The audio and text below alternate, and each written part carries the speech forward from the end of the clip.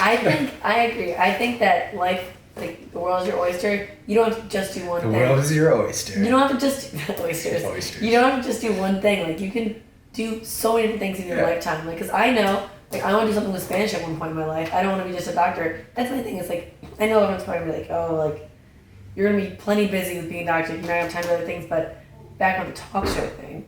Yeah. So my dream as a child, I always wanted to, like, I never knew what I wanted to do, but then in 6th grade we read Hatchet. You know that book? No. It's really, it's just like a classic book where like a kid, plane goes down, he's stuck in the woods, he has to survive, he uses a hatchet, whatever.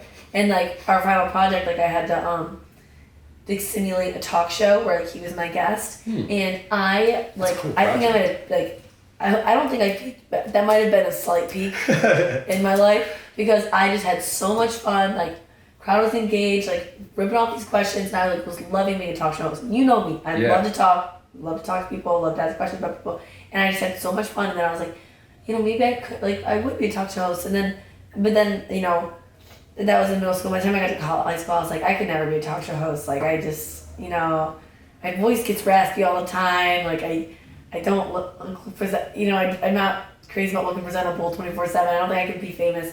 So I kind of didn't think about it. Then coming to SU, there's so many people who are like Newhouse BDJ, and like if you know if they want to do that, that'd be kind of cool. But then I also really want to be a doctor, so I don't want to be Dr. Oz because I don't really like his show. But I think it would be cool to maybe one day like have a talk show. That'd be sick. I would love to have a talk show one day. Yeah. And I also want to do something with Spanish one day too. Maybe you could have a Spanish talk show. Yeah. You could even have like Spanish guests on. Exactly. Like I don't know, and like I want to practice medicine in Spain or Latin America or something. I'm doing a research project now. It's actually a Spanish research project. What is it? I like it because I was doing for my thesis. I was going to do a biology like research project, but now I'm doing a Spanish one, which I'm really excited about. And it's Latin American art activism. Because I love art too. I really like art. I took all art class. I wanted to be an art minor here, but you can only be an art major. Oh, that's stupid. I know. I don't know if that's still the policy, but yeah. Isn't that so annoying? Yeah. Because I love taking art classes, but I couldn't. How are we on time? Are we okay? Yeah, we got time. That's what I just want to check. Because I don't want you to be late. No, yeah, I don't need to be late either. And then, but yeah, so art activism is like using art for activism. Like, you know, a lot of performance art. Like, there's really cool things. Like, in different countries, like there's different examples. Like, there's a bunch of different media. Like, this one woman, like, to protest violence in her community, like in the Capitol, she had this basin of blood and she like dipped her feet in and like walked into the Capitol, walked around the Capitol, just like didn't say anything, just carried it and like to like make the point in a very public space of like how much the government like caused like death of lives of their civilians in that country at that time. Like a lot of performance art, and so I'm kind of like doing like a research project, analyzing. So like my first part was doing like a literature review and like reading about like how artivism emerged in Latin America, like how it is now. And now my second phase of the project is interviewing artivists from Latin America.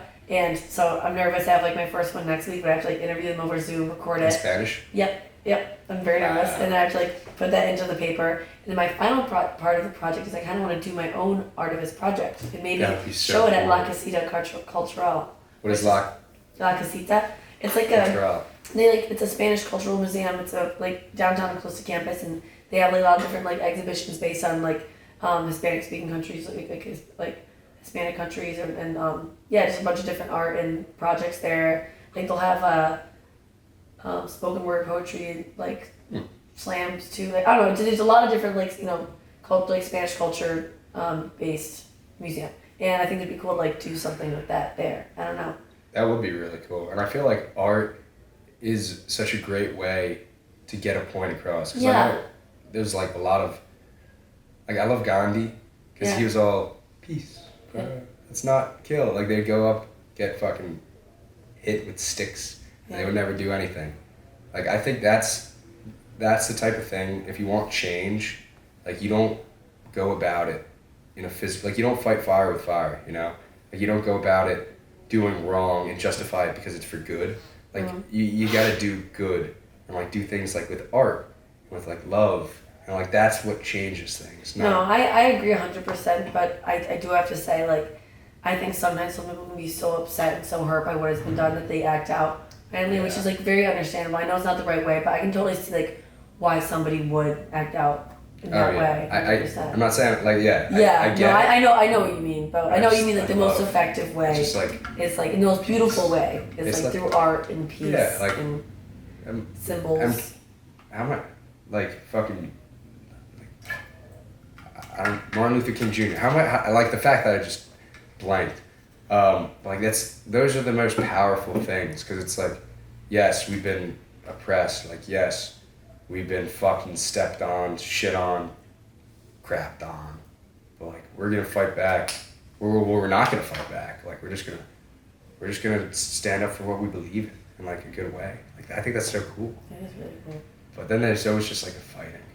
That always happens. Yeah. Like, That's a great. I didn't even think about that, but that might be a question that I'll add to my list of questions for interviews. Like did you ever how do you think your type of activism differs from different types, and how do they compare? How do they contrast? I think that'd be a really good question to add. I didn't even think to add, so I'm definitely gonna add that. That's right in. That's a beautiful question to put in. What would you have you thought about what you would want to do for your activism thing? I have no idea. I want it to be a lot of people participating, either everybody plays maybe set up a giant mural on campus or something, and people walking by I'll have them write or add something.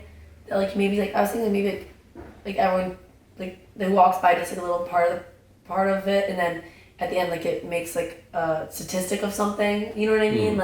My project is a lot of based on violence against women in Latin America, but also governmental policies that have hurt people as well. But I think it'd be cool to maybe do something about maybe violence against women on college campuses, just relate it more to I don't know though. I'm not sure yet, but I want it to be not just me making it. I want it to be multiple people get involved in it. 100%. That's fair. Yeah. I don't know why. I'm just thinking of a massive mirror. That's smart too. I know. It could be a video too. Some people take videos of what they do. That could be cool. Yeah. I don't know why this massive mirror is coming to my mind. But dude, something involving a mirror. Yeah, I like mirrors. Yeah, I think they're cool. Yeah, there's this one group of two feminist artists in Mexico that in the 80s or 90s, they went around Mexico City and they asked one thing I would change about society, Mexican society is, and then they all wrote on a little piece of paper and then they hung it up in the Mexican Museum of Art, and they had it on a clothesline and they called it the chain clothesline or something. They had every single thing, you could walk through the art museum and it was just through the art museum, you can walk and read it as you go, and it's just everyone's little perspective on one clothesline. It shows how everyone's connected, we're connected. It's such a simple project, but it brings everyone's ideas together. There's a lot of commonalities, and it's art, and it's beautiful. And, I don't know. I thought that was a really cool little project. There's so many little cool things I've been learning about that. People are so creative. People are, and I think that's got to be one of the things that separates us from animals. Because I think all the time, what really separates us. But do you see the elephants painting sometimes? Okay, yeah. So there's so many things. Yeah, fuck. All right. I love animals. They're so smart. They're so smart. Yeah. And the fact that we just kill them. I know. Well, I'm a vegetarian. I do eat fish though. Beast. That's awesome. I was vegan, but it was really hard to maintain in college, and also expensive, and also going out to eat was getting depressing. Yeah.